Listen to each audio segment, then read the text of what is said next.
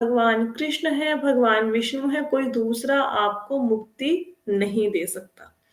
तो भगवान ने ये रहस्य, भक्ति योग का रहस्य किनके सामने प्रकट किया? ये भगवान ने मार्ग भी बताए ना, सद्य मुक्ति और क्रम मुक्ति। ये सुखदेव गोस्वामी जो तो मार्ग बता रहे हैं, सद्य मुक्ति, इंस्टेंट मुक्ति, क्रम मुक्ति मतलब स्टेप वाइज मुक्ति।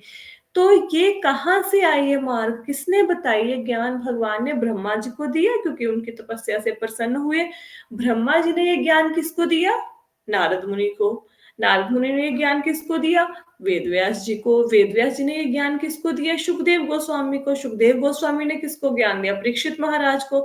वहीं पे सूत गोस्वामी बैठे थे जब वो कथा सुना रहे थे, तो सूत गोस्वामी ये सारा ज्ञान नैमिषारण्य नाम के क्षेत्र में 88,000 ऋषियों को दे रहे हैं, और वही ज्ञान उसी रूप में हमारे पास आ रहा है, उसी रूप में आ रहा है। तो हमें संशय नहीं करना चाहिए कि कैसे हम इन बातों पे यकीन करें जो बताई जा रही हैं। तो हमें चुपचाप से उन चीजों को मान लेना है। जैसे एक छोटा बच्चा होता है, वो माँ से पूछता है, माँ मेरे पिताजी कौन है? तो माँ बताती है, ये आपके पिताजी हैं, ये आपके पापा है। तो बच्चा डीएनए टेस्ट थोड़ा ना करवाता है कि यही मेरे पिताजी हैं कि नहीं। तो वो माँ की बात को एज इट इज एक्सेप्ट कर लेता है। अगर वो माँ की बात को ना माने, तो क्या हल है उसके पास? कोई भी नहीं। अगर वो डीएनए टेस्ट कराने भी बैठेगा, तो वो कोई तरीका तो नहीं है ना अपने पिताजी के बारे में जानने का। कितना टेस्ट कराएगा, किसका कराएगा? अगर वो ये मानना इनकार कर दे कि ये माता मेरी कह रही है कि ये मेरे पिता नहीं है, मेरे पिता कोई और है, तो किसको पिता मानेगा? है ना? तो शास्त्रों की बातों पे एज इट इज विश्वास करते हैं, जो कि लिखा गया है उसको एज इट इज स्वीकार करते हैं।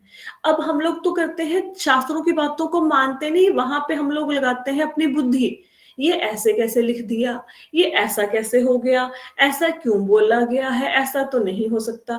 लेकिन जब दुनिया के लोग हमें कोई बात कहते हैं तो हम एज इट इज एक्सेप्ट कर लेते हैं।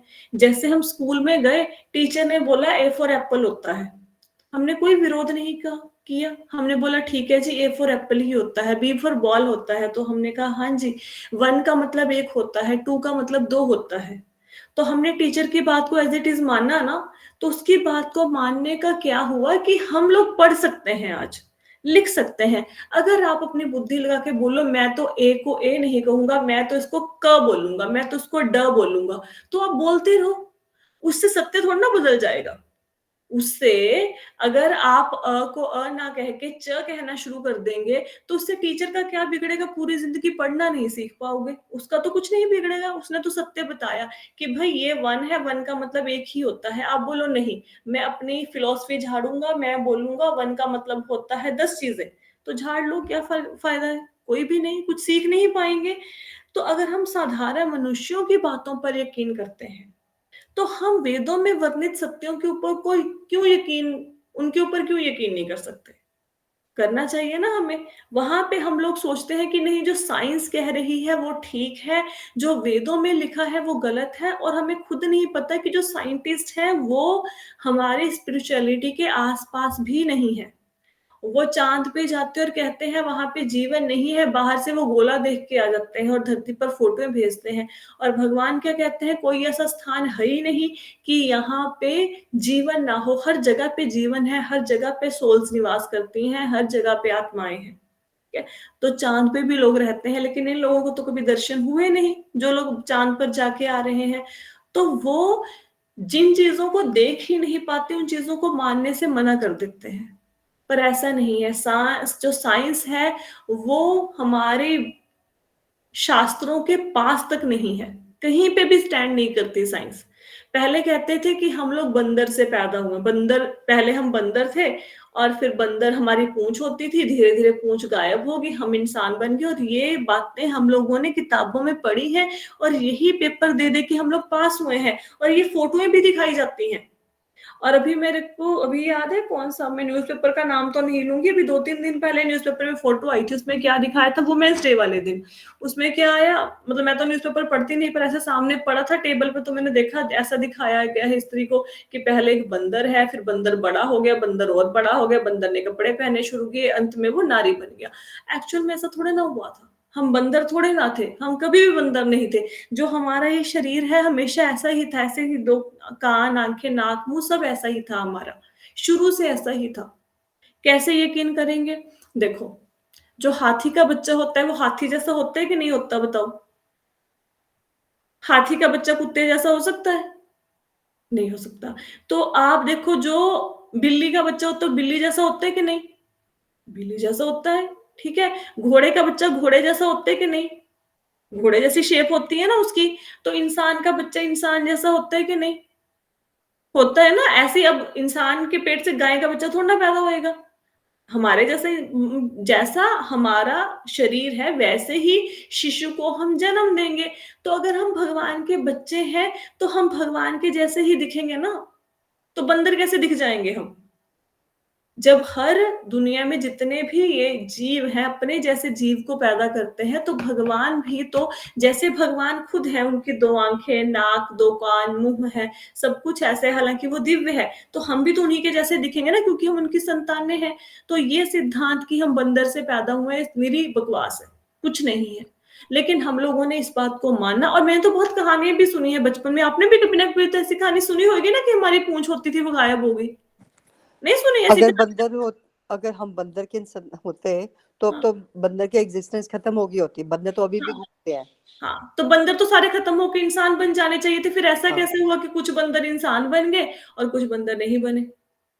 ऐसा तो नहीं हो रहा, है ना? तो ये सब लेकिन आपने सुना तो होगा ना बचपन में, कभी सुनी किसी ने ऐसी बात? पता नहीं मेरे को तो बुक्स में पढ़ा है मैंने तो ऐसी चीज़ें, पता बुक्स नहीं में ही आपको पढ़ी है, पर अब तो साइंस भी थोड़ा इसमें कंफ्यूज हो रही है। हाँ, ये डार्विन साइंस थ्योरी अभी थी, नहीं साइंस भी मानती। इसमें अभी अभी कंफ्यूज है। देखो आप बोलोगे ना डार्विन थ्योरी उसमें आ जाएगा। देखो अभी साइंस ना अभी ये चैप्टर्स आपको पाठ्यक्रम में हाँ। नज़र नहीं आएँगे, ठीक है? क्योंकि पहले होते थे ये चैप्टर। तो हम किसी ऐसी चीज़ की ये देखो, ये दिखाई ना मैंने आपको फ़ोटो देखो, इसमें क्या दिखाया गया कि हम ऐसे पहले बंदर थे उसके बाद हमारे ब्रेन का और हम लोगों ने ये पढ़ा, इसको याद करके पेपर दिए। देखो कितना गलत सिखाया गया हमें और पूरी ज़िंदगी यही सोचते रहे कि हमारी पूँछ होती थी वो गायब होगी। कोई पूँछ नहीं होती थी हमारी भई, कभी भी नहीं होती थी। ये किसी इंसान ने बोल दिया, उसने अपने आप को ये साइंटिस्ट बोल दिया कि मैं ये बताता हूँ और सब लोगों ने मान लिया। ऐसा थोड़ा ना होता है। उसने अपनी निरी कोरी बकवास हमारे ऊपर झाड़ दी और हमने यकीन कर लिया। तो हम लोग साइंस पे जो आँखें बंद करके यकीन कर लेते हैं, वो नहीं करना चाहिए क्योंकि साइंटिस्ट आपके और हमारे जैसे लोग ही हैं और उनकी इंद्रियाँ पूर्ण नहीं हैं। देखो हमारी इंद्रियाँ पूर्ण हैं, कैसे पूर्ण हैं? कि हम इस कमरे में बैठे हैं, आप अपने घर के कमरे में बैठ के कथा सुन रहे हैं। कमरे की दीवार के पीछे क्या हो रहा है आप बता सकते हो? दीवार के पीछे क्या हो रहा है? नहीं, हमें नहीं पता दूसरे कमरे में क्या हो रहा है। क्यों? क्योंकि हमारी आँखें सिर्फ़ कमरे तक ही देख सकती हैं। दीवार के पीछे देखने की क्षमता हमारे अंदर नहीं है। अपूर्ण है ना हमारी इंद्रियाँ। अब आप अपने कमरे में क्या बातें कर रहे हो ये आपको पता है। क्या आपको ये पता है कि इस समय पे वृंदावन में क्या बातें हो रही हैं? नहीं पता, क्योंकि हमारे जो कान हैं वो कुछ ही दूरी तक सुन सकते हैं, हमारी आँखें कुछ ही दूरी तक देख सकती हैं। इसी प्रकार जो बाज होता है, आपको पता है बाज कितना ऊपर उड़ता है, कितना ऊपर और वो कितने किलोमीटर ऊपर से नीचे उसको खेत में एक चूहा भी घूम रहा होता है, उसको दिखाई देता है, ऊपर से आके झपटा मारता है और चूहे को पकड़ लेता है। बाज की दृष्टि बहुत ज़्यादा बढ़िया होती है। हमारी दृष्टि बाज जैसी नहीं है ना, हम अगर एरोप्लेन से नीचे देखेंगे हमें कुछ नज़र नहीं आएगा, कुछ भी नज़र नहीं आएगा ऊँचाई से, हमें छोटे-छोटे लोग नज़र आएँगे। होता है ना ऐसा? तो जब हमारी इंद्रियाँ अपूर्ण हैं, हमारी इंद्रियाँ लिमिटेड हैं, हमारी इंद्रियाँ सीमित हैं, तो सीमित इंद्रियों के द्वारा हम असीमित भगवान को कैसे समझ सकते हैं? क्योंकि वो तो परमात्मा तो अनलिमिटेड है, परमात्मा का तो कोई अंत ही नहीं और हमारी इंद्रियों का अंत है, तो अंत के द्वारा अनंत को कैसे समझेंगे? नहीं समझ सकते ना, तो क्या करेंगे? हमारे पास क्या विकल्प है? या तो हम साइंस की बात मान लें या फिर शास्त्रों की बात मान लें, ठीक है? और शास्त्रों में देखो जो हनुमान चालीसा लिखा गया है, हनुमान चालीसा में लिखा गया ना युग सहस्त्र योजन पर भानु, तो उन्होंने वहीं पे जहाँ पे हनुमान चालीसा लिखा वहाँ पे बैठे-बैठे ही धरती से सूर्य की दूरी नाप ली। तो अगर हमारे ऋषि मुनियों में इतनी पावर थी तो डेफ़िनेटली उन्होंने भगवान का रियलाइज़ेशन पक्का किया होएगा। हमें दर्शन नहीं हुए, लेकिन उनको तो हुए, ध्रुव महाराज को हुए, प्रहलाद महाराज को हुए, नारद मुनि को दर्शन हुए, ब्रह्मा जी को दर्शन हुए और उन्हीं की परंपरा में जो आचार्य हुए हैं, तो उन्होंने तो भगवान को देखा है ना, तो हम उनकी बात को क्यों ना मानें? मानना चाहिए ना? इसलिए जो शास्त्रों में लिखा है, उस पे एज़ इट इज़ विश्वास करना चाहिए, एज़ इट इज़। कि हाँ, ये लिखा है तो ये हुआ ही होगा, क्योंकि जो लिख रहा है इनको, उनको वो रियलाइज़ेशन हो चुकी है, उनको वो अनुभूति हो चुकी है। उन्होंने उस चीज़ को देखा है, वो देखने के बाद लिख पा रहे हैं। उनको अपने समाधि की अवस्था में, अपने मेडिटेशन में उन चीज़ों को देखा है उन्होंने। भगवान कृष्ण को लीलाएँ करते हुए देखा है और फिर वही लीलाओं का यहाँ पे वर्णन किया है। तो जो हमारे धार्मिक ग्रंथों में लिखा है, उसको एज़ इट इज़ स्वीकार करते हुए आगे बढ़ना है। अगर हम अपनी बुद्धि लगाएँगे, तो मिलेगा तो कुछ नहीं, भ्रमित हो जाएँगे, क्योंकि हमारी बुद्धि छोटी है। ठीक है? और बुद्धि लगाने का सबसे बड़ी प्रॉब्लम ये होती है, मैं अपनी एज की बात बताती हूँ, मैं तो 41 की हो गई हूँ इस टाइम पे, ठीक है? मैंने जीवन का अधिकांश भाग तो नौकरी करने में, घर की रिस्पॉन्सिबिलिटीज़ में दे दिया। अब आके थोड़ा-सा जब से इस्कॉन को जॉइन किया है, तो भक्ति का ज्ञान हुआ है। अदरवाइज़ मेरे को भक्ति का इतना डीप नॉलेज थी नहीं। हमारे लिए भक्ति का मतलब जोत जलाओ, हनुमान चालीसा, दुर्गा चालीसा पढ़ो, बस हो गया सुबह-सुबह 5 मिनट की भक्ति ही 5 मिनट भी नहीं लगाने, या फिर मतलब ऑफ़िस जाते हुए या फिर स्कूल जाते हुए पहले थोड़ा-सा माथा टेक लो, बस दैट्स इट, होगी भक्ति। इतना ही भक्ति का अभिप्राय था, ठीक है? अब जब पढ़ते हैं तो पता लगता है भक्ति कितनी गूढ़ है। अब अगर मेरे मन में ये बात आ जाए कि नहीं, मैं तो बुद्धि के द्वारा इसको समझूँगी, नहीं ये ऐसे कैसे हो गया? मैं इसके ऊपर तर्क-वितर्क करने लग जाऊँ, जो लिखा हुआ है, उसके ऊपर डाउट करने लग जाऊँ, तो मेरी ज़िंदगी क्या पता अगले 10 साल में, 5 साल में, 2 दिन में खत्म हो जाए। तो मैंने अपना जीवन व्यर्थ गवा दिया, क्योंकि मैंने अपनी बुद्धि लगा के सत्य को जानने का प्रयास किया, और सत्य कभी भी बुद्धि के द्वारा नहीं समझा जाता। जब आप शास्त्र को पढ़ोगे, तो शास्त्र अपने आप को रिवील करेगा। आप सोचो कि मैं पढ़ के शास्त्र को समझ लूँगा, शास्त्र कभी अपने आप को रिवील नहीं करेगा। आपको शास्त्र समझ ही नहीं आएगा जो पढ़ रहे हैं। जब कृपा होती है, कृपा के द्वारा शास्त्र में जो बातें लिखी हैं, वो समझ आती हैं, बिना कृपा के नहीं समझ आती। बिना भक्तों के संग के नहीं समझ आती, बिना वैष्णवों से पढ़े, सुने नहीं समझ में आती। तो जे जो लिखा है उसके ऊपर वैसे ही यकीन करो। अब कोई बंदा बोले मैं नहीं मानता कि महरलोक में लोगों की आयु 4 अरब 32 करोड़ साल की है, तो मत मानो भई, किसी का क्या जाता है? आप ए को ए ना कह के आप एम कहो, उसमें टीचर का क्या जाता है? मत मानो। तो मानना है, क्योंकि शास्त्रों में लिखा है और शास्त्रों के साथ कभी भी तर्क-वितर्क नहीं करते। जो लिख दिया मतलब लिख दिया। ठीक है? उसके ऊपर ऐसे ही श्रद्धा भाव से यकीन करना है। आगे चलते हैं।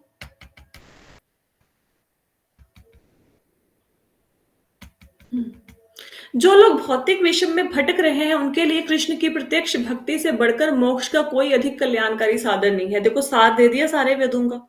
सारे वेदों का सार क्या है? कहते जो भी लोग जन्म मृत्यु के चक्कर में भटक रहे हैं करोड़ों जन्मों से, उनके लिए अगर उनको इससे छुटकारा पाना है, जन्म मृत्यु के चक्कर से मोक्ष की प्राप्ति करनी है, तो भगवान कृष्ण की प्रत्यक्ष भक्ति प्रॉपर लिखा है, वासुदेव शब्द आया है, वासुदेव भगवती भक्ति योगो यतो भवेत्, लिखा है ना?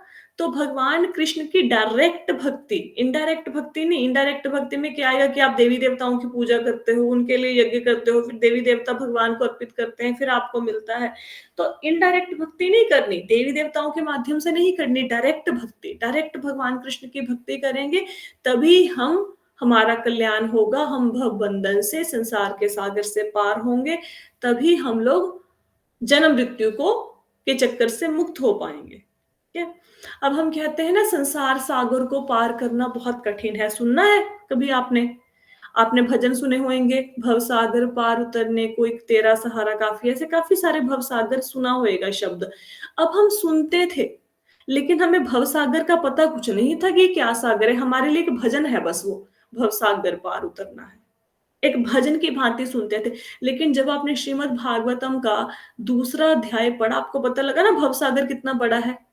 कैसे-कैसे योगी जा रहा है, कितने करोड़ों अरबों साल लग रहे हैं, कितनी परतें भेदनी पड़ रही हैं, तब जाके कितना कुछ करते-करते पहले सारे लोकों को पार करो, फिर परतों को पार करो, 7 परतों को, सूक्ष्म इंद्रियों को त्यागो, फिर जाके कहीं जाके भगवान की रियलाइजेशन होगी अरबों करोड़ों वर्षों में। तो अब समझ आया भवसागर क्या होता है? यही भवसागर है।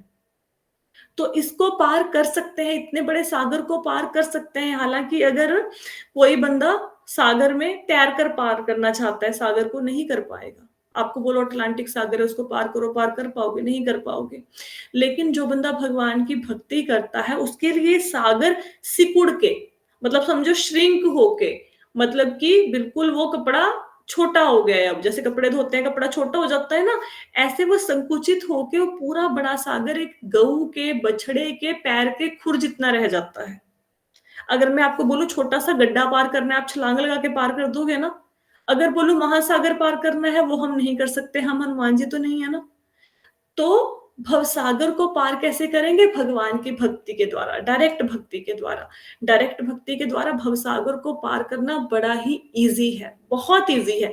भगवान सारे भवसागर को समेट के एक छोटा-सा गड्ढा, कितनी साइज़ उस गड्ढे का? गऊ के, बछड़े के पैर के खुर जितना, खुर जितना उनके, बछड़े के खुर जितना, उतना बना देते हैं और उसको आप आसानी से पार कर लेते हो। तो भक्ति ही एकमात्र साधन है जिससे आप भवबंधन से मुक्त हो सकते हैं और कोई मार्ग नहीं है, नथिंग एल्स, कोई नहीं। आगे कहते हैं, महापुरुष ब्रह्मा ने अत्यंत मनोयोग से वेदों का 3 बार अध्ययन किया और उनकी भली भांति समीक्षा कर लेने के बाद वे इस निष्कर्ष पर पहुंचे कि भगवान श्री कृष्ण के प्रति आकर्षण रति ही धर्म की सर्वोच्च सिद्धि है। तो वेदों का ज्ञान सबसे पहले किसको मिला? ब्रह्मा जी को। तो ब्रह्मा जी को जब वेदों का ज्ञान मिला, तो ब्रह्मा जी ने 3 बार वेदों की डिटेल्ड स्टडी करी। हालाँकि उनको ज्ञान था। अब जैसे सपोज़ करो किसी बंदे ने पूरी बुक पढ़ ली है टीचर ने, वो बच्चों को पढ़ा सकता है लेकिन फिर भी उसको बार-बार पढ़ना, है ना? तो ब्रह्मा जी ने 3 बार वेदों का मनोयोग से अध्ययन किया, मतलब बिल्कुल एकाग्रचित्त होकर, ना मन इधर जा रहा है, ना उधर जा रहा है। अब हम तो पढ़ते हैं, हम कैसे करते हैं, हमारे मन में तो नाश्ते का ख्याल भी आता है कि भागवतम पढ़ रहे हैं, माला कर रहे हैं, उधर नाश्ते का टाइम हुआ जा रहा है, लेट हो रहे हैं, तो हमारा मन तो इधर-उधर भटकता है ना। ब्रह्मा जी ने पूरे मनोयोग के साथ पूरा ध्यान लगा के एक-एक वेद को पढ़ा, 3 बार पढ़ा। 1 बार नहीं 3 बार पढ़ा और 3 बार भली-भांति पढ़ने के बाद क्या कंक्लूज़न निकाला? कि जो वेद हैं उनका सार क्या है? भगवान कृष्ण का प्रेम, भगवान कृष्ण की भक्ति। जितने वेद हैं, जितने शास्त्र हैं, उसका सार है भगवान कृष्ण की भक्ति, भगवान कृष्ण का प्रेम, और कोई वेदों का सार नहीं है। अब थोड़े साल पहले मुझे मेरी एक फ्रेंड ने बोला कि वो वेद पढ़ रही है। मैं बड़े उस टाइम पे ना मैं बड़ा क्या बोलते हैं उससे, कि मेरे को बड़ी हैरानी हुई कि वो वेद पढ़ रहे हैं, है ना? और मैं थोड़ा-सा ऐसे भी हुई कि हाँ, ब बहुत बड़ी बात है कि भई ये वेद पढ़ रही है। लेकिन अब अगर वो मेरे को बोलेगी ना, उस टाइम पे ज्ञान नहीं था, तो मैं उससे ऐसे होगी, इंस्पायर सी होगी कि हाँ, ये बहुत बड़ी ज्ञानी है, वेद पढ़ रही है। लेकिन अगर आज वही मेरी फ्रेंड मुझसे आके बोले वेद पढ़ रही है, मैं बोलूँगी कि समय की बर्बादी कर रही है, महामूर्खता का काम कर रही है। वेद तो ब्रह्मा जी को भगवान समझाते हैं, भगवान उनको ज्ञान देते हैं, वेद सिर्फ़ भगवान समझ सकते हैं और कोई नहीं समझ सकता। हम वेद खोल के बैठेंगे, हमें कुछ समझ नहीं आएगा। ठीक है? तो वेदों को पढ़ना तो निरी बेवकूफ़ी है, समझ ही नहीं आएगा, वो इतनी गूढ़ बातें लिखी हुई हैं। लोग पूछते हैं कि एक बार वेदों का अध्ययन कैसे करें? तो वेदों का अध्ययन करने के बजाय श्रीमद् भागवत और श्रीमद् भगवत गीता, इन 2 ग्रंथों को पढ़ो, इन दोनों में वेदों का सार है, दोनों में। जैसे सपोज़ आपने आम का पेड़ देखा, आम के पेड़ को देखा, तो आम के पेड़ पे पके हुए आम के फल भी लगे हुए हैं। तो आप किस चीज़ में इंटरेस्टेड होगे? आप पत्तियों में इंटरेस्टेड होंगे, आप उसके तने में इंटरेस्टेड होंगे, जड़ को देखना पसंद करोगे, खाना पसंद करोगे, या आम के फल को खाना पसंद करोगे? आम को खाओगे ना? हम लोग जड़ को थोड़े ना खाएँगे, तने को थोड़े ना खाएँगे, उसकी डंडी को उठा के थोड़ी ना चबाने लग जाएँगे। हम लोग पत्तियाँ थोड़े ना खाएँगे, हम आम खाने में इंटरेस्टेड होंगे। हमें कोई फ़र्क नहीं पड़ता उसकी पत्ती कैसी, उसकी जड़ कैसी, उसकी तना कैसा। तो जो श्रीमद् भागवतम जो है वो सारे वेदों का, अगर सारे वेदों को हम माने कि सारे वेद एक वृक्ष हैं, तो श्रीमद् भागवतम उस वृक्ष में लगा हुआ, पका हुआ फल है। तो हमें फल में इंटरेस्टेड होना चाहिए, वृक्ष में इंटरेस्ट नहीं होना चाहिए, ठीक है? तो इस फल को खाओ, इस फल को पियो, खाओ भी नहीं, पियो इस फल को। हुँ? तो जितना इसको पीते रहोगे, जितना इसको पीते रहोगे, ये ग्रंथ अपने आप को रिवील करेगा, आपको अपने आप को प्रकट करेगा आपके सामने। अपने आप बैठ के पढ़ो, नहीं समझ आएगा। 1 बार, 2 बार, 3 बार, 4, जब बार-बार इसका अध्ययन करोगे, तो शास्त्र कृपा करेगा और आपको बातें समझ आनी शुरू हो जाएँगी। अभी भी आपने देखा होएगा कि जो लोग अब क्लास लगा रहे हैं, उनको श्रीमद् भागवतम जितना समझ आ रहा होगा या भगवद गीता जो समझ आएगा, अगर कोई नया बंदा क्लास लगाए, उसको समझ आएगा? कुछ नहीं समझ आएगा। वो बोलेगा क्या बोले जा रहे हैं, ये तो बड़ी बोरिंग सी क्लास है, कुछ नहीं समझ आ रहा, भाग जाओ। आप लोग क्यों बैठे हैं? क्योंकि आप इतने सालों से सुन रहे हैं। अब आपको ये बातें थोड़ी-थोड़ी समझ में आती हैं, है ना? तो ऐसे वेदों में जो लिखा है ब्रह्मा जी ने उसको पढ़ा और निष्कर्ष निकाला कि भगवान कृष्ण की भक्ति ही सर्वोच्च साधन है, मुक्ति प्राप्त करने का, भगवान से मिलने का। आगे चलते हैं। आत्मा के साथ भगवान श्री कृष्ण प्रत्येक जीव में है, यह तथ्य हमारे देखने से तथा बुद्धि से सहायता लेने पर अनुभूत और परिकल्पित होता है। अब हमारे हृदय में आत्मा है और उसके साथ भगवान कृष्ण बैठे हैं। सबको पता है ना, क्षीरोदक्षिणी विष्णु हमारे हृदय के अंदर बैठे हैं और हमारे हृदय के अंदर आत्मा भी है। अब हम बोले कि भाई इतना ग्लोरीफाई कर दिया कि भगवान कृष्ण की भक्ति करो, प्रत्यक्ष भक्ति, हमें मोक्ष मिल जाएगा। तो कैसे भक्ति करें? हमने कौन सा कोई भगवान को कभी देखा है? हमने देखा ही नहीं, भक्ति कैसे करें? अब जिस चीज़ को देखा है उसी के प्रति प्रेम होगा ना, अब जिनको देखा नहीं उनके प्रति प्रेम होंगे क्षीरोदक्ष विष्णु हृदय के अंदर, पर हमें दिख तो रहे नहीं, जो सी चीज़ दिखती नहीं उससे प्रेम कैसे करें? अब आपको बोलो कि शादी करवानी है, भई ये लड़का है इससे तुम्हारी शादी करवानी है, मतलब लड़का नहीं दिखाए और बोले शादी करवानी है, आप बोलो दिखता कैसे है? तो सामने वाला बंदा बोले मुझे तो पता नहीं, मैंने तो कभी देखा नहीं। तो आप बोलोगे जब तुमने ही नहीं देखा तो मैं शादी क्यों करवाऊँ? देखते हैं तो उसी के ऊपर आसक्ति होती है ना, उसी से प्रेम होता है। तो भगवान कृष्ण हर एक व्यक्ति के हृदय में है, लेकिन दिखाई कैसे देंगे? दिखाई तब देंगे जब हम भक्ति के द्वारा उनको देखने का प्रयत्न करेंगे भक्ति के द्वारा, ठीक है? ऐसे इन इंद्रियों से, इन आँखों से नहीं दिखेंगे भगवान कृष्ण। अब जैसे इस क्लास में बहुत सारी रियलाइज़ेशन सब लोगों ने अपनी शेयर करी, किसी ने बोला कि मेरे एक्सीडेंट होने वाला था, मतलब मैं बच गई, भगवान ने बचाया। किसी ने बोला कि मेरे सिर के ऊपर कुछ नारियल गिरना था, भगवान ने बचाया। किसी ने अलग-अलग तरह की अपनी रियलाइज़ेशन शेयर करी कि हाँ जी, हमारा एक्सीडेंट हो जाना था, भगवान ने बचाया। तो क्या आपने भगवान कृष्ण को उस समय देखा था? दिख रहे थे? नहीं दिख रहे थे ना? सामने थोड़ी ना दिख रहे थे कि ये भगवान कृष्ण है, ये गाड़ी के ऊपर खंभा गिर रहा है और भगवान कृष्ण पकड़ के खड़े हुए हैं, दिख नहीं रहे, लेकिन हमें अनुभूति हुई, हमें अनुभव हुआ, हमने ये फ़ील किया कि भगवान कृष्ण है ना? सपोज़ हम लोगों को कोई बीमारी हो जाए, हम ठीक हो जाएँ, तो हम कहते हैं भगवान की कृपा से ठीक हुई, तो भगवान दिखते नहीं है लेकिन भगवान फ़ील होते हैं। जैसे उस दिन संजय जी को मन में भगवान के दर्शन हुए, भगवान विष्णु के, तो ऐसा नहीं है कि वो प्रत्यक्ष सामने दिख रहे थे, उन्होंने मन में देखा, है ना? तो जैसे-जैसे हम भगवान की भक्ति करते जाएँगे, तो वो हमें अनुभव होने शुरू हो जाएँगे। आप हमेशा देखेंगे कृष्णा मेरे साथ है, ऐसा आपको फ़ील होना शुरू हो जाएगा। हुँ?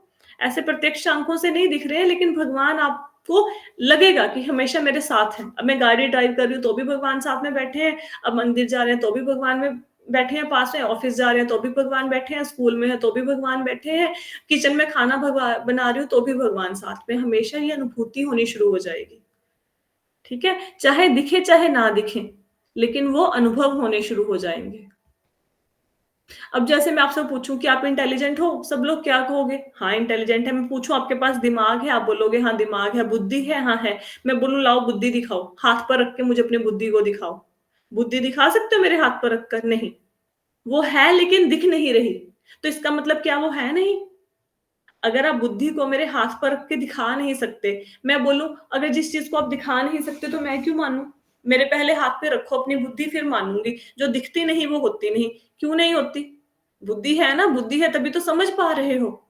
तो इसी प्रकार ज़रूरी नहीं कि जो दिखता नहीं है वो होता नहीं है, राइट? आगे चलते हैं। हे राजन, अतएव यह आवश्यक है कि प्रत्येक मनुष्य सर्वत्र और सदैव भगवान का श्रवण करे, गुणगान करे, स्मरण करे। तो क्या ज़रूरी है? परीक्षित महाराज ने क्या पूछा था कि मरणासन व्यक्ति का क्या कर्तव्य है और सब लोगों का क्या कर्तव्य है? सब लोगों को उस लोगों को क्या करना चाहिए? तो 3 चीज़ें बता दी। क्या?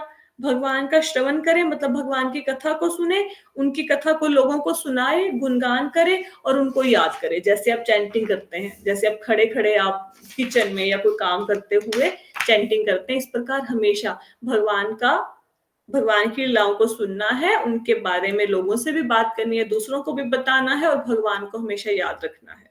आपको 7 बता दिया सुखदेव गोस्वामी जी ने कि क्या करना है। हुँ।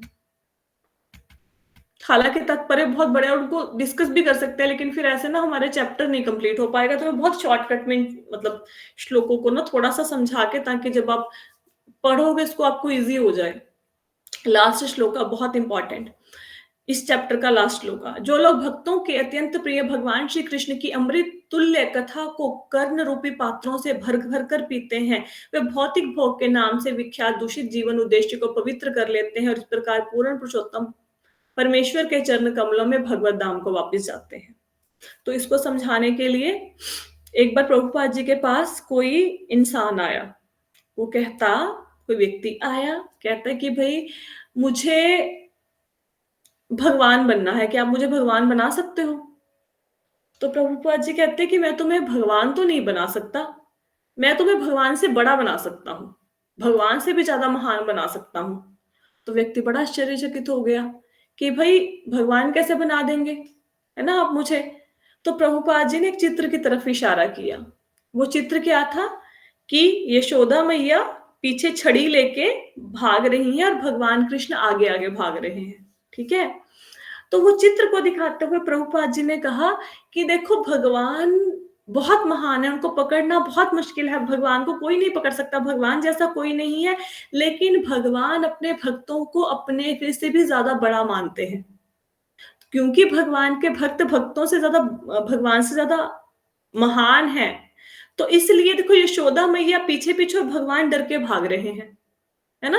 तो इसी प्रकार हम अगर मात्र मतलब भगवान कृष्ण को अपना बच्चा समझ के उनकी भक्ति करते हैं कि वो हमारे पुत्र हैं, तो हम उनकी माता अपने माँ को सपोज़ माने, जो लोग लड्डू गोपाल जी की सेवा कर रहे हैं, तो पुत्र तो माँ से छोटा ही रहेगा ना।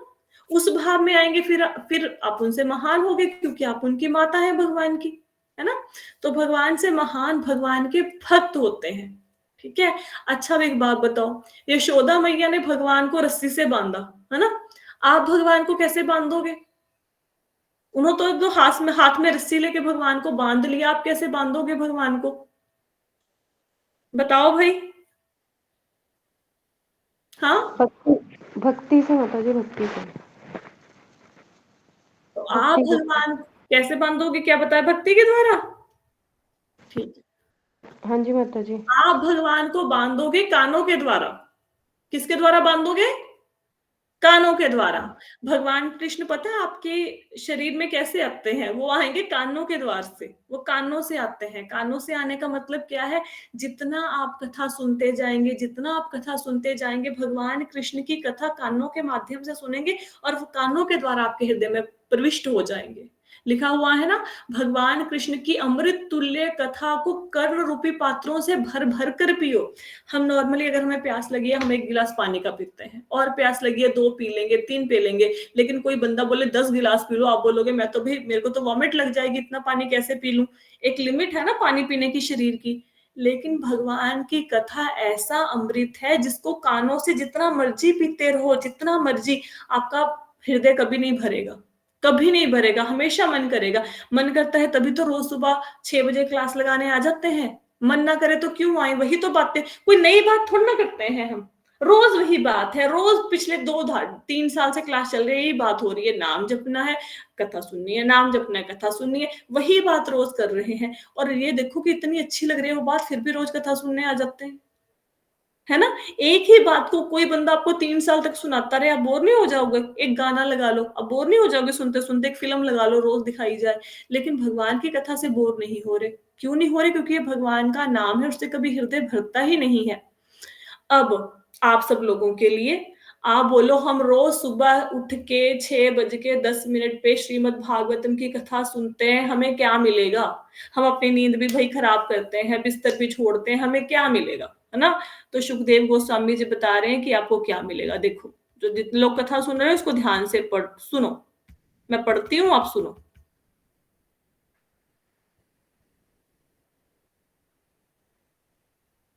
देखो, वैसे सारा पैराग्राफ ही बहुत अच्छा है। ये पैराग्राफ देखो क्या लिखा है। यहाँ पर श्री सुखदेव गोस्वामी आश्वस्त करते हैं कि भगवत गीता तथा उसके बाद श्रीमद् भागवत जो हम पढ़ रहे हैं की कथाओं को निरंतर सुनते रहने से मनुष्य भगवान के पास पहुंचकर विशाल कमल सदृश गोलोक वृंदावन में भगवान की दिव्य प्रेमा भक्ति कर सकेगा। मैं नहीं ना बोल रही, प्रभुपाद जी लिख रहे हैं, सुखदेव गोस्वामी जी ने बोला है, मैंने तो नहीं बोला। मेरे ऊपर तो यकीन नहीं आएगा, उनके ऊपर तो यकीन है, प्रभुपाद जी के ऊपर तो यकीन है, सुखदेव गोस्वामी के ऊपर तो यकीन करते हैं। उन्होंने क्या लिखा है कि अगर आप भगवत गीता पढ़ेंगे पहले, उसके बाद श्रीमद् भागवतम की कथा को निरंतर सुनेंगे तो अंत में गोलोक वृंदावन पहुंच जाएंगे आप, और भगवान के चरणों में पहुंच जाएंगे, वहां से कोई वापस नहीं आता, लिखा है ना। तो आप लोगों ने क्या किया, सबसे पहले भगवत गीता पढ़ी, अब श्रीमद् भागवतम पढ़ रहे हो, रोज पढ़ रहे हो ना, रोज पढ़ रहे हो। तो रोज पढ़ने से क्या होगा, आप भगवान के धाम में पहुंच जाएंगे। जो योगी यहाँ पे अरबों खरबों सालों में नहीं पहुंच सकते, आप भागवत को सुन सुन के ही पहुंच जाओगे वहां पे। अब कोई बंदा कहे रोज सुनना क्यों जरूरी है, मैं रोज क्यों सुनूं, मैंने एक बार तो श्रीमद् भागवतम पढ़ ली है, अब मेरे को तो पूरा ग्रंथ आ गया है, या मैं तो एक बार पढ़ चुका हूं, मैं दोबारा से क्यों पढ़ूं। उसका कारण ये है, मैंने बहुत देर पहले एक एग्जाम्पल दी थी कि अगर कोई घड़ा है, उसमें 100 छेद हैं, उसमें पानी भरना है, तो कैसे भरेंगे, कैसे भरेंगे? तो उस टाइम पे संजय जी ने आंसर दिया था कि कोई तरीका नहीं है, घड़े को पानी में ही रख दो, फिर वो भरा रहेगा, यही तरीका है ना।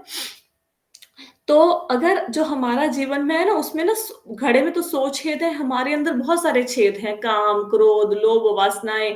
कथा खत्म होती है, हम फिर दुनियादारी के चक्करों में फंस जाते हैं, फिर किसी ने मुझे कुछ कह दिया, मैंने किसी को कुछ कह दिया, फिर मन विचलित हो जाता है, बहुत कुछ। तो हमारे जीवन में घड़े में एक मतलब 100 छेद, हमारे अंदर पता नहीं कितने सारे छेद हैं। तो हमें भागवत की कथा ऐसा नहीं कि एक बार अंदर डाली वो तो छेद से निकल जाएगा सारा ज्ञान। तो हमेशा घड़े को डुबो के रखना है श्रीमद् भागवतम में, डेली डेली डेली। कब तक? मरते दम तक, जब तक कि प्राण ना छूट जाए, तब तक श्रीमद् भागवतम को पढ़ना है, तब तक। अगर आप सोचो एक बार पढ़ ली, कई लोग कहते हैं मैंने ग्रंथ शुरू किया था, मैंने खत्म कर लिया, कितने महीने में, 2 महीने में खत्म कर लिया, ऐसे नहीं। पूरे जीवन भर श्रीमद् भागवतम को पढ़ना है, पूरी जिंदगी। और 3-4 बार पढ़ने के बाद तो थोड़ा बहुत आपको समझ आना शुरू होगा कि क्या कहा जा रहा है। ये इसलिए थोड़ा समझ आ रहा है क्योंकि मैं किसी से सुनती हूँ, किसी को रेफर करती हूँ, और वो जो बताते हैं मैं आपको बता देती हूँ। अगर मैं खुद मैंने पूरा भागवतम का ग्रंथ पढ़ा है, एक बार पूरा पढ़ लिया, और सच में मेरे को इतना क्लियर नहीं हुआ था जितना वैष्णवों से सुन के क्लियर हो रहा है। ठीक है, तो आपको फल पता लग गया, रोज सुबह क्लास लगाने का क्या फल मिलेगा आपको, क्या फल मिलेगा भाई बताओ? कहाँ जाएंगे? भगवान के धाम पहुंच जाएंगे। भगवान के धाम पहुंच जाएंगे। ठीक है, अब तो और भी इजी बना दिया ना, इतने दिनों से पढ़ रहे हैं चैप्टर को। चलो, तो अभी यहाँ पे हमारा अध्याय समाप्त होता है। इस प्रकार श्रीमद् भागवत के द्वितीय स्कंद के अंतर्गत हृदय में भगवान नामक द्वितीय अध्याय के भक्ति वेदांत तात्पर्य पूर्ण हुए। ये हमारा चैप्टर यहाँ पे कंप्लीट होता है। अब आपको पता लग गया सुबह सुबह कथा सुनने का क्या बेनिफिट है। ठीक है, तो मुझे लगता है कि अब कोई कथा मिस नहीं करेगा। ठीक है, एक प्रश्न आया था, मैं उसको ले लेती हूँ। वो क्वेश्चन ये था कि भगवान को भोग कैसे लगाते हैं। भगवान को भोग लगाने के लिए आप सबसे पहले जो भी मतलब भोग लगाना है उसको बनाओ, उस आइटम को बनाओ। आप उसमें एक तुलसी का पत्र डालिए और साथ में जल भी रखिए, तो जल में भी तुलसी का पत्र डालें। अगर आपकी प्लेट में सपोज करो 4 आइटम्स हैं, आपने सब्जी बनाई, चपाती बनाई, चावल बनाए, तो हर एक में तुलसी पत्र डाल दें। तुलसी पत्र डालने के बाद आप भगवान के सामने वो अर्पित करेंगे। अगर आपको भोग के मंत्र आते हैं तो आप भोग के मंत्रों को बोलिए। ठीक है, वो जिनके पास बुक है वैष्णव सदाचार के, तो बुक में आपको मिल जाएंगे, नहीं तो मैं भी आपको शेयर कर दूंगी। आप नेट से सर्च करेंगे, वहां पे भी इस्कॉन के भोग के मंत्र होते हैं, वो मिल जाएंगे। तो पहले प्रभुपाद जी का प्रणाम मंत्र होता है नमो विष्णुपादाय वाला, फिर होता है नमो महावदान्याय कृष्ण प्रेम प्रदायते कृष्णाय कृष्ण चैतन्य नामने गुरुत्व विषय, फिर ये 3 बार मंत्र बोलना है। पहले प्रभुपाद जी का प्रणाम मंत्र 3 बार बोलना है, फिर नमो ब्रह्मण्य देवाय गुरु ब्राह्मण हिताय च जगत हिताय कृष्णाय गोविंदाय नमो नमः, फिर ये 3 बार बोलना है। फिर जय श्री कृष्ण चैतन्य प्रभु नित्यानंद श्री अद्वैत गदाधर शिवासादि गौर भक्त वृंद, ये वाला मंत्र बोलना है 3 बार। फिर आपने हरे कृष्णा महामंत्र 3 बार बोलना है, ऐसे भोग लगता है। अगर आपको ये सारे मंत्र नहीं आते तो एटलीस्ट हरे कृष्णा महामंत्र बोलिए। हरे कृष्णा महामंत्र बोल के आप उनको प्रसादम ऑफर करें। 3 टाइम्स 11 टाइम्स हरे कृष्णा महामंत्र बोल के, अगर आपको बाकी मंत्र नहीं आते तो भगवान को भोग लगाइए। अगर आपके पास समय है तो 15 मिनट कम से कम भगवान के आगे उस प्रसाद को पड़ा रहने दीजिए, ताकि भगवान उसको अच्छे से ग्रहण कर लें। लेकिन कई बार क्या होता है, हमने भोग लगाया और बच्चों के स्कूल का टाइम हो जाता है ना, और हमने उनके टिफिन में भी डाल के देना है।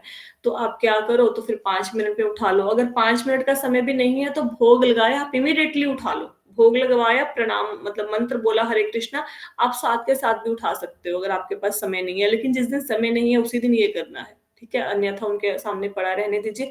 फिर जो भी है, जो चावल भगवान को अर्पित किए थे वो सारे चावलों में मिला तुलसी पत्र निकाल लीजिए, उसके अंदर से वो आप ग्रहण कर सकते हैं। तुलसी को दांतों के नीचे नहीं दबाते होते, तो तुलसी को जब आप मुंह में रख के थोड़ी देर के लिए, मतलब वो सॉफ्ट हो जाएगी, आपके मुंह में रहेगी, दांतों में नहीं लेके आएंगे, फिर ऐसे वो तुलसी पत्र अंदर चला जाता है। तो चावल चावल में मिला दीजिए, सब्जी सब्जी में, चपाती चपाती में, फिर वो आप पूरा प्रसाद बन गया। वो आप दे सकते हैं अपने फैमिली मेंबर्स को, और जो भी घर में आए उसको भी दे सकते हैं, है ना? जैसे मिष्टी का प्रसाद लगा दिया, कोई घर में आए उसको भी दे सकते हैं। और भगवान के प्रसाद का बहुत ज्यादा महत्व है, बहुत ज्यादा।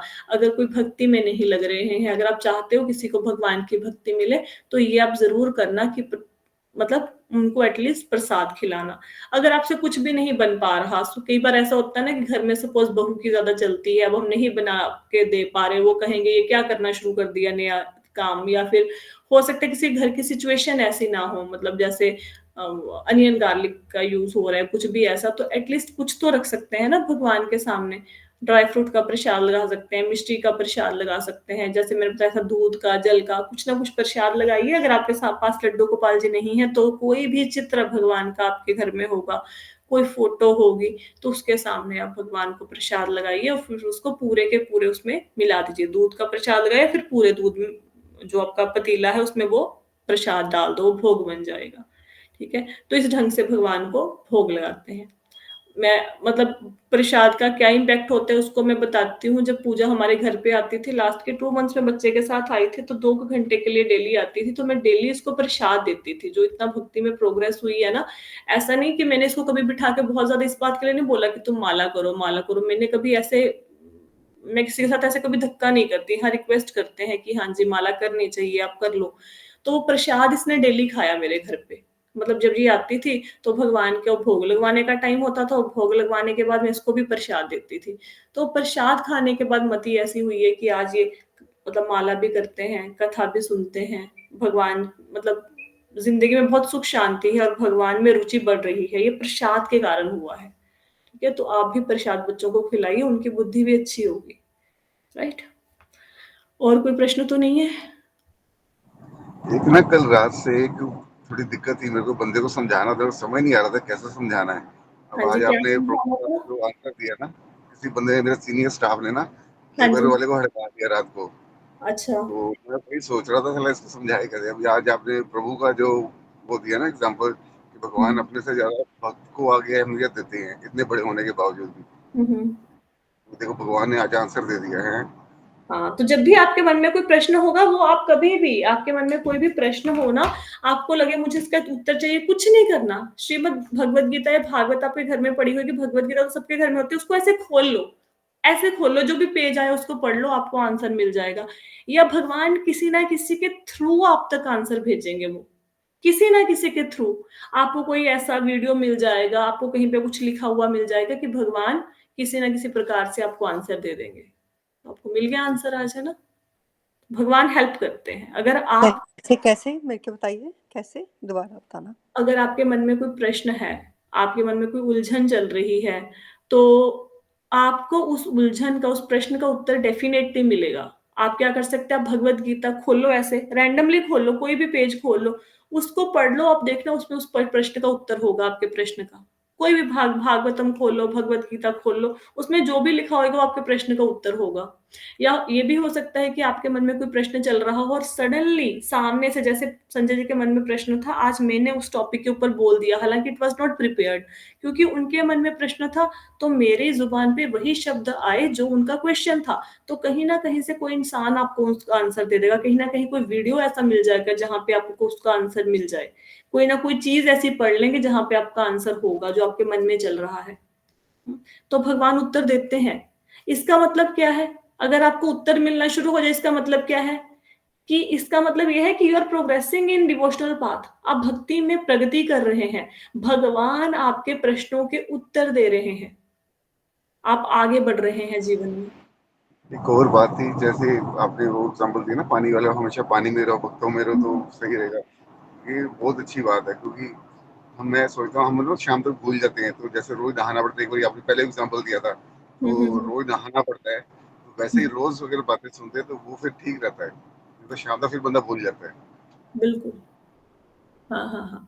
तो अगर देखो, आपको ये जो कथा है ना, तब तक असर करेगी जब तक रोज सुनोगे। हम तो इतने ऐसे इंसान हैं, इतना जल्दी भटक जाते हैं, सुबह की कथा शाम तक थोड़ा ना याद रहती है, शाम तक तो हस्बैंड वाइफ का झगड़ा हो चुका होता है, शाम तक तो सास बहू की लड़ाई हो चुकी होती है। लेकिन फिर जब अगले दिन सुनते हैं, फिर मन ठहरता है, फिर अगले दिन सुनते हैं, फिर मन ठहरता है। तो डेली डेली सुनना है, डेली। रोटी रोज खाते हैं ना, ब्रश रोज करते हैं, नहाते रोज है, तो कथा भी जीवन का अनिवार्य अंग है। This is a part of our daily routine.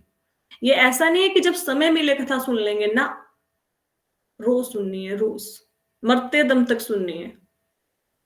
ठीक है, और कोई प्रश्न किसी का? हाँ जी माता जी। हाँ जी तनु जी। माता जी, एक एक मैं ना माला करती हूँ जैसे, तो हम्म। मुझे मेरा आदत दिल है कहता कि है मैं मैं कथा किसको नहीं। मिलूं, कैसे मिलूं? एक मिनट अंजलि जी, पहले तनु जी का प्रश्न लेते हैं, फिर आपका लेते हैं। तनु जी, आप क्या कर रहे हो, कि आप माला करते हो तो क्या होता है? वो माला करती हूँ तो हाँ ना जी, हाँ जी। मेरा मतलब मन होता है, जैसे सुबह दर्शन भी करती हूँ मैं, और मेरा मन करता है कि कोई मैं कथा भी सुनूं। तो क्या मैं हम दोनों कर सकते हैं साथ में? ना, अगर भगवान की आरती चल रही है तो उस टाइम पे हम माला करेंगे, ऐसा नहीं करते। नहीं, अगर आप आरती निर्जल बैठे चलती, हो, आप कथा आरती में सुनते तो हुए माला नहीं कर सकते, ना आपको कथा का फल मिलेगा, ना आपको माला का फल मिलेगा, दोनों में से किसी का भी फल नहीं मिलेगा। जी माता जी, मैं यही पूछना चाह रही ना, थी। ना, दोनों को ही फल नहीं मिलेगा, दोनों ही व्यर्थ हो जाएंगे। कथा सुनते हुए आप माला नहीं कर सकते, जी। ना ही आरती के समय माला कर सकते हैं। या फिर आप कई लोग देखोगे ना, कीर्तन में बैठे होते हैं माला करते हैं, नहीं, ऐसा नहीं करना। एक एक समय पे एक ही काम करना है। हाँ जी, आरती में तो मैं खैर करती नहीं हूँ। अंजलि माता जैसे जी, आपको कोई प्रश्न था? प्रश्न ऐसे नहीं था, मेरा दिल कहता है जो हम क्लास में हम सबको मिले कभी, अगर जो हाँ, लोकल मंदिर आ सकते हैं तो कभी मिले हम ऐसे। मैंने तो बोला ही था माता जी। बिल्कुल। पर किसी का प्लान ही नहीं बना, संडे का रख लेते हैं फिर। ये जो Tanu Mata ji, she is from Ludhiana, Shivani Mata ji Ludhiana से हैं, पूनम, अंजलि माता जी, संजय जी लुधियाना से हैं, श्री जी और Baby ji they are from south, Pooja from Australia. तो हम लोग किसी ना किसी दिन इकट्ठे, मेरे घर पे आ जाओ सारे किसी देखो दिन। सुबह में 9:30 से 11:30 होती है, संडे को इस बार रथ यात्रा भी निकलनी है, तो कहीं मिले हम। सब लोग एक काम मतलब करो, दिल एक करता है काम सब करो, मिले। सब लोग रथ यात्रा में आ जाओ। ठीक है, हाँ 17 को रथ हाँ। यात्रा हो रही है।